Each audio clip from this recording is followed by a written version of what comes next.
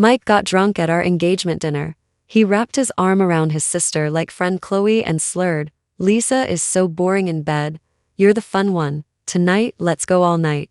Everyone was laughing until the next second when I kicked open the private room door. Laughter stopped instantly. Mike was still holding Chloe, looking careless and annoyed. "Oh, you're here. Didn't I tell you to stay home and wait for me?" "Wait for you?" I laughed. "You mean wait for you to come home and decide who you're calling baby tonight?" Chloe's cheeks flushed, but she still pretended innocence. "Lisa, you misunderstood. Mike drank too much. He just needed someone to hold him up to bed." I shot back coldly. Mike frowned impatiently. "Don't make a scene, Lisa. You're always like this, always making a big deal out of nothing." He even reached out, wanting to grab me. "Come on, let's go home and finish talking about the engagement." I took a step back, avoiding his touch. For the first time that night, I felt extremely calm. "Engagement?" I lifted my hand, slid off the ring, and tossed it onto the table with a sharp clink. Everyone gasped. Mike froze. "What the hell does that mean?" "It means," I looked at him and at Chloe, "the two of you can go all night as long as you want, and starting right now I'm free." I turned and walked out. Their laughter never came back. At 6 in the morning, I had just made myself a cup of black coffee when the front door lock clicked open. Mike pushed the door in. His shirt was wrinkled like he picked it up off the floor, and there was a very obvious red mark on his neck. When he saw me, his eyes flickered, first confused, then angry. "Lisa, what the hell was last night about?" He slammed the door shut. "You embarrassed me in front of everyone." I slowly looked up at him. "And what were you doing last night? Making me the joke of the evening?" Mike scoffed. "Don't play the victim, you know how I get when I drink. You could have just taken me home. Why make a scene?" I set my coffee cup down. "You were holding another woman and talking about going at it all night. You expected me to smile and clean up after you?" He stepped closer, face dark.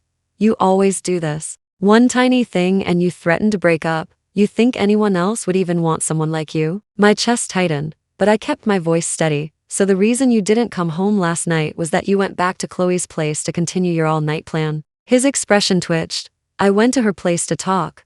"Talk about what?" "Sex." Silence dropped like a stone. Mike lunged forward and grabbed my wrist. "You tell me what throwing the ring meant." I shook off his hand. "We're done." Mike stared at me, stunned. "You'd break up over something this small?" "Lisa, wake up. Without me, what do you even have? Your personality? Your background?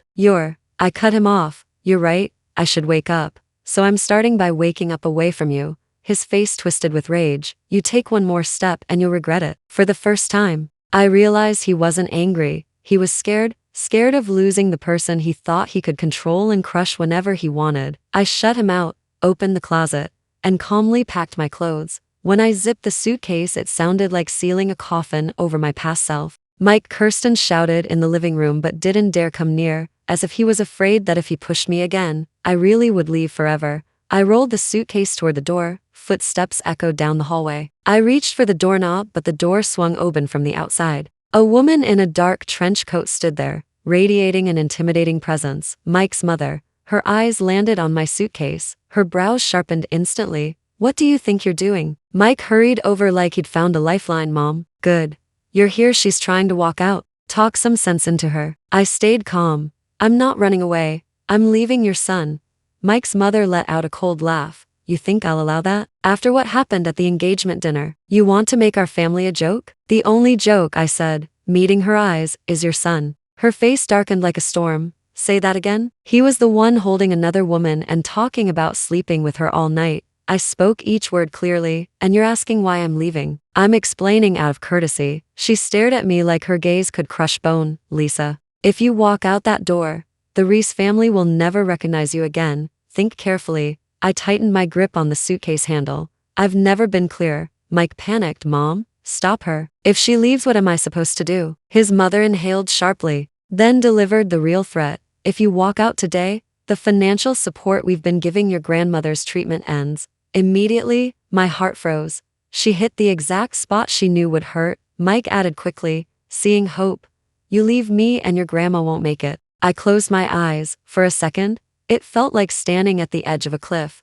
Then I opened them again, no hesitation left. "You use my grandmother to threaten me. Fine, this is the last time." I dragged my suitcase past them and walked out. I had barely stepped out of the apartment complex when my phone buzzed. The caller ID showed the hospital. My stomach tightened. I answered immediately. Hello? This is Lisa. A nurse spoke quickly. Your grandmother had trouble breathing early this morning. She's stable now. But we recommend you come as soon as possible. I'm on my way. By the time I reached the hospital, dawn had just broken. The air was thick with disinfectant. I left my suitcase outside the room and took a deep breath before going in. Grandma was half sitting on the bed. Her breathing was calm, and her eyes lit up when she saw me. Lisa, why are you here so early? I held her hand, forcing a smile. I missed you. Grandma chuckled. You're being sweet today. I adjusted her blanket gently. The doctor said you weren't feeling well this morning, so I came. How do you feel now? Oh, same old problems. She studied my face. You look tired. Didn't sleep well? I swallowed. Yeah, not really. She patted my hand. Don't stay up late. A girl has to take care of herself. No one else will do it for you. Her words pierced deeper than she knew. She didn't know what had happened. Didn't know I had just walked away from betrayal. Didn't know I was now someone with no home to return to. But I knew I couldn't burden her. I'm okay, Grandma. I'll do better from now on. That's my girl. She closed her eyes to rest. I watched her chest rise and fall, letting my own heart settle. I checked my bank accounts. The balance wasn't much, but it was enough to cover her treatment for a while. I didn't need the Reese family. I didn't need anyone's charity. I opened my notebook and planned out the next 3 months' work, expenses, and the new life I'd build. 3 days later, I walked into the lobby of a creative advertising agency. It was the quickest company to respond to my resume. HR said they were hiring entry-level staff and asked me to come in. I fixed my hair in the reflection of the glass door, inhaled deeply, and knocked on the meeting room door. Lisa, right? The interviewer looked sharp. Maybe early 30s. I saw you are some. You mostly managed the household before? Yes, I admitted. But I'm willing to learn and work hard. He flipped through my paperwork, then paused. Your emergency contact used to be Mike. My heart skipped. He looked up. Were you too close? Not anymore, I said quietly. It's over. He nodded lightly, but his next sentence made my back turn cold. We received an anonymous email 2 days ago, saying you're emotionally unstable, violent, and caused a huge scene at your engagement dinner. My fingers trembled, but I forced myself to stay steady. That isn't true, he sighed. I can't judge the truth. But we take new hires seriously. You understand? I do, I said. But I'm willing to take any tests or trial period. Give me 1 week, and I'll prove myself. He blinked, surprised. You won't argue? You won't explain? Explaining means nothing, I said calmly. I rely on what I do. The air shifted. Finally, he closed the folder. Come back this afternoon for a practical trial. Thank you. As I left the building, I let out the breath I'd been holding.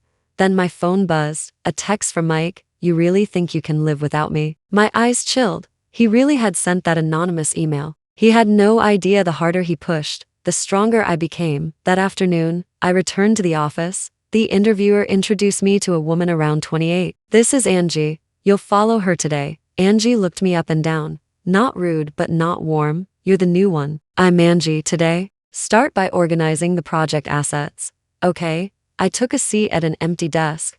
The file folder she gave me was chaos duplicates, blurry images, mislabeled files, no categories. But I didn't complain. I rolled up my sleeves and went to work. 1 hour passed, 2 hours. When Angie returned with coffee and saw my neatly categorized folders, she froze. You finished all of it? I nodded. Check them. If anything's wrong, I'll fix it. She clicked through a few. Her eyes widened. This is professional level sorting. Have you done this before? No. I smiled slightly, but I can learn. Angie stared for a second, then suddenly called out, Hey, come here. Her older brother, the department lead, walked over. What now? She shoved my reorganized folder toward him. She did this. He skimmed it, then stopped. This format is industry standard. You had the new girl do it? Angie nodded sheepishly. She said she'd never done it before. The lead looked at me. Really looked. What's your name? Lisa? You start with our main project group tomorrow. No need for a trial. You're better than half the new hires we get. Angie grinned. Congrats. For the first time in a long time, I felt something genuine rise in my chest. I really could stand on my own after work. I stepped out of the building. The sunset painted the sky in gold. For the first time in months, the future didn't feel dark. But as I approached the bus stop, a too familiar voice floated behind me. Well, Lisa looks pretty happy for someone who just left Mike. My stomach tightened. I turned. Chloe, standing 5 meters away, wearing a red jacket and that smug smile she always had. She walked toward me, sipping a milk tea. Off work already? You're glowing. Did you get promoted or something? What do you want, Chloe? Oh, don't be so cold. She shrugged. I'm here on Mike's behalf. You're the hot topic of the week. You know, she leaned closer, lowering her voice. By the way, I hear you're on trial here. Be careful. A couple more emails exposing the truth might ruin that. I raised a brow. You two have way too much free time. Free? Chloe laughed. Oh, sweetheart. Mike isn't done with you. You think you can leave him? Cute. Her smile widened. Fake as always. Last night, remember? You should have seen how hard he held on to me. He was saying your name, sure, but only to complain how boring you are. I stayed silent. She bent closer, voice dripping poison. Lisa's only good for being a maid. That's what he said. My fingers tingled from the cold anger rising inside me, but I didn't break. She stepped back, annoyed I wasn't unraveling. What's with that face? You're not upset? Wow, no wonder he doesn't want you. A bus pulled up. I glanced at the timetable and walked toward it. Chloe suddenly blocked me with her arm. Here's a warning. Lisa, Mike's already planning. I cut her off. Chloe, listen carefully. I don't know what you're getting out of this, but if you expect me to beg or break down, saves your breath. For the first time, her smile cracked. You and Mike can roll around in the mud all you want. That's your freedom. But I'm walking toward dry land now. Her expression darkened. Fine. You'll come crawling back. You'll see. I stepped onto the bus without looking back. The next morning, the office atmosphere felt off. People whispered. Some glanced at me, then quickly looked away. Angie hurried over the moment she saw me. Lisa, listen today. Don't argue with anyone. Don't react, please. My stomach tightened. What happened? Before she could answer, Ms. Quinn, the department director, walked out. Her expression was carved from ice. Lisa, meeting room now. I inhaled, steadying myself, and followed. Inside were several project managers. On the table lay files I had worked on the day before, except they were blank. Ms. Quinn wasted no time. Lisa, did you take project documents home last night? No, I said immediately. I only took a copy of my own tasks. The originals were locked in the company archive. Then explained this. She tossed a USB drive onto the table. This contains your login activity from last night. You accessed the project database at 10 p.m. 10 p.m. I was at the hospital then. That wasn't me, I said. Not only that, another manager added, the entire project database was wiped around midnight. You're the only one with abnormal login activity. My pulse slowed. This was too clean. Too calculated, exactly Mike's style, crippling me silently, precisely, and ruthlessly. But panicking wouldn't help. Check the surveillance footage, I said. Ms. Quinn's lips tightened. The server room cameras were under maintenance last night. Of course they were. Perfect timing. She crossed her arms. Lisa, do you have anything to say? I met her gaze calmly. What I have to say is, I didn't do it. But if you're going to investigate, investigate properly. How? She demanded. Check who borrowed temporary access cards last night. Check who went into the building after hours. Check who requested the maintenance timing for the cameras. A few people exchanged looks. My attitude didn't match someone guilty. Ms. Quinn narrowed her eyes. You're implying someone framed you? I'm saying, I replied evenly. If you want the truth, you have to look for it. She stared at me for a long moment, then finally said, you're suspended until this is resolved. When I stepped out of the meeting room, Angie hurried to me. Lisa, this is so obviously targeted. Why aren't you freaking out? I smiled faintly. Because the person who wants me scared isn't me. She blinked. Then who? I glanced at the glass office doors, imagining the shadow lurking outside my life, the person who can't stand that I walked away, the one who can't tolerate that I'm doing fine without him. Angie stared at me, at the steadiness in my voice. You're stronger than you look, I replied quietly. I'm done being someone's victim. Not even 10 minutes later, the receptionist ran up to me, flustered. Lisa, there's a man at the entrance. He says he's looking for you. My stomach clenched. I turned toward the door. Mike stood outside, arms crossed, expression smug and territorial like he owned me. As I walked closer, his eyes lit up, assuming I was coming back to him. But I stopped 5 meters away. What are you doing here, Mike? He put on a false, gentle tone. You weren't yourself last night. I came to take you home. We don't have a home, I said. People passing by slowed, sensing tension. His expression twisted. Lisa, stop acting out. You're obviously in a bad place right now. You need me. I'm fine, I said. And you shouldn't be here. That hit him harder than a slap. A vein popped in his jaw. You're suspended. Your project is ruined. And you think you don't need me? Who else is going to fix this for you? I cut in sharply.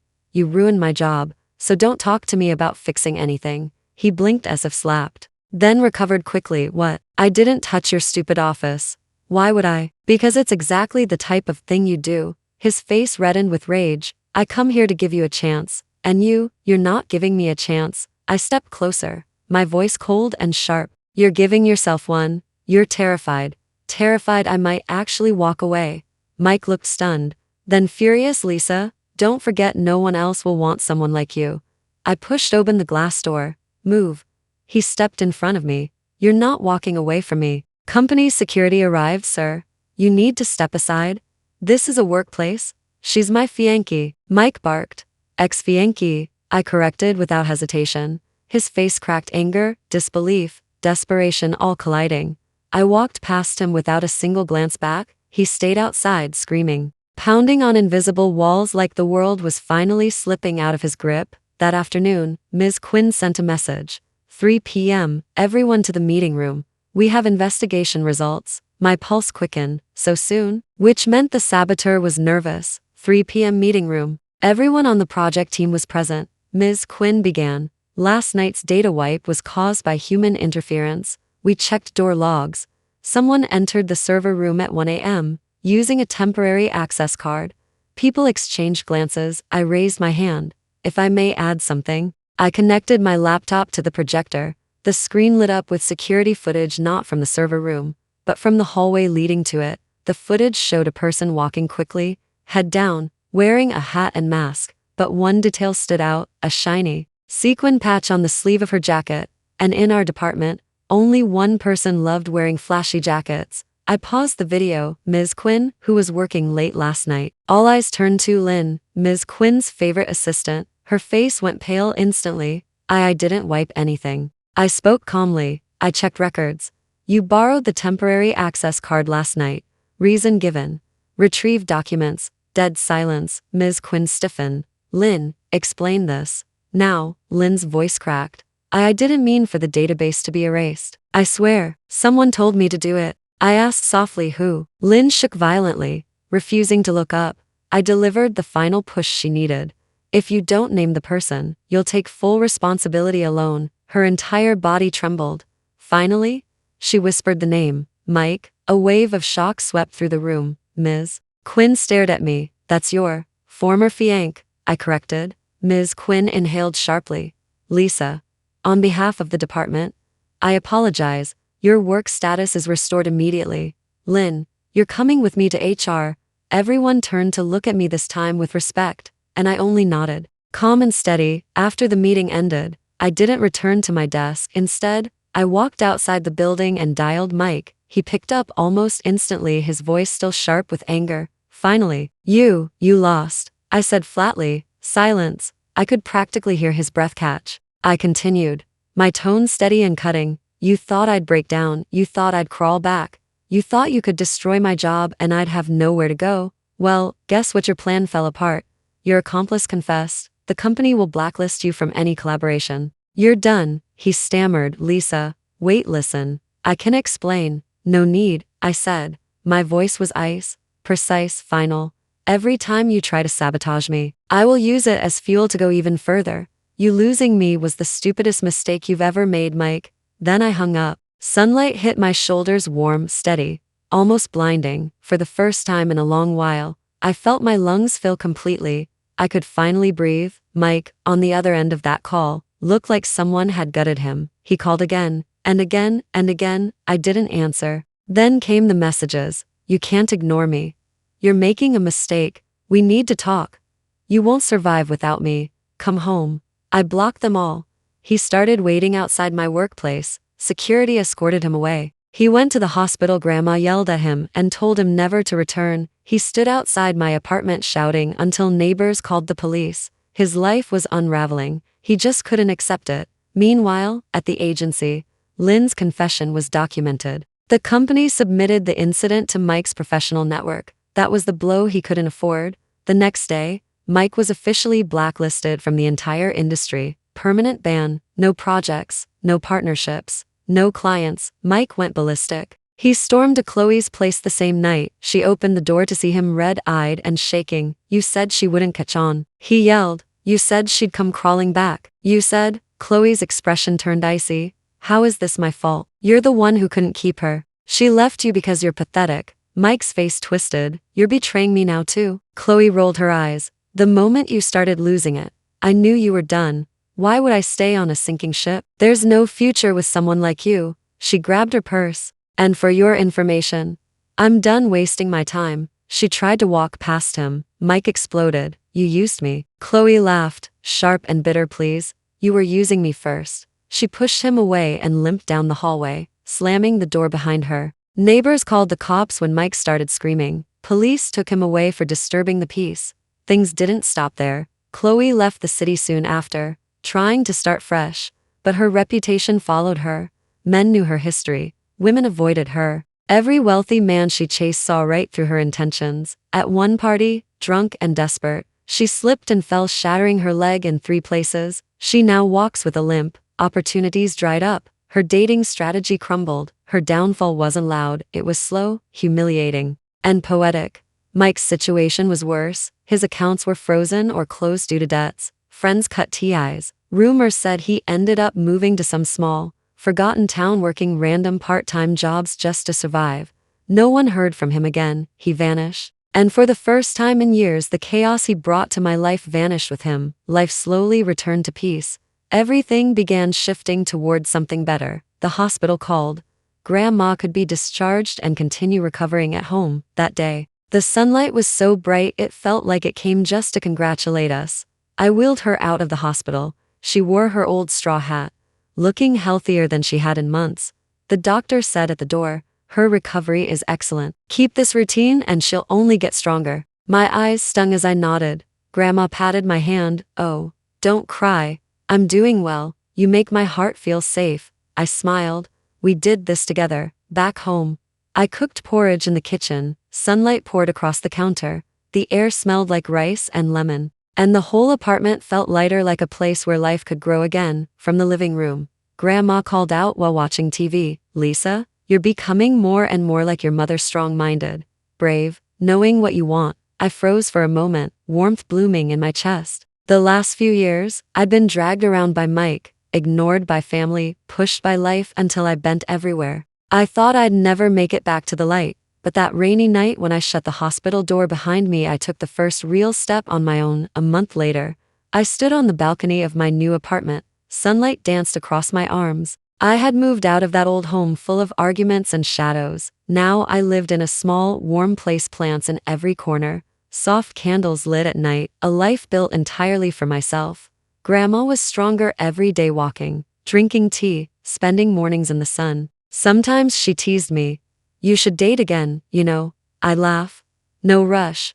I just want to love myself properly first." Grandma would nod with satisfaction. "That's good. When your heart has room, the right person will come." I looked at my drawing sketchbook. After the breakup, I returned to the hobbies I'd abandoned: drawing, design, visiting galleries piece by piece. I picked up the things that made me me. I realized I didn't need someone to complete me. I was already whole. One evening, I took Grandma out for a walk. We passed a newly opened dessert shop. Her eyes lit up immediately. "I want something sweet." I laughed and pushed her inside. Jazz music played softly. The air smelled like butter and warm sugar. The owner, a gentle young man, greeted us with a smile. "What can I get you?" "Today's tiramisu is fresh. Lisa will choose," Grandma announced proudly. I ordered 2 slices. While boxing them up, the owner's eyes drifted to the sketchbook under my arm. "Are those yours?" he asked. I nodded. He flipped through a few pages, eyebrows lifting in surprise. "You're really talented. If you're interested, we host small art showcases here for local creators. You'd be welcome to join." I blinked. It felt like life had opened a new door quietly, softly, like it had been waiting for me. Behind us, Grandma whispered loudly, "Lisa, what did I tell you?" I couldn't help laughing. On the walk home, the evening breeze was gentle. Grandma leaned back in her wheelchair, content. "See, life is good now. The trash is gone. Your body is strong. You've grown into exactly who you're meant to be. I squeezed her hand. We both got a second chance. The wind brushed my hair, and in that moment, I knew wherever I went from here, whoever I met in the future, no past pain could ever touch me again, because I had finally learned. I don't live for anyone else. I live for my own rebirth. Thank you for finishing today's story. Please share your thoughts in the comments section. If you enjoyed the story, remember to like and subscribe to my channel. There are more amazing stories waiting for you to experience with me. See you tomorrow.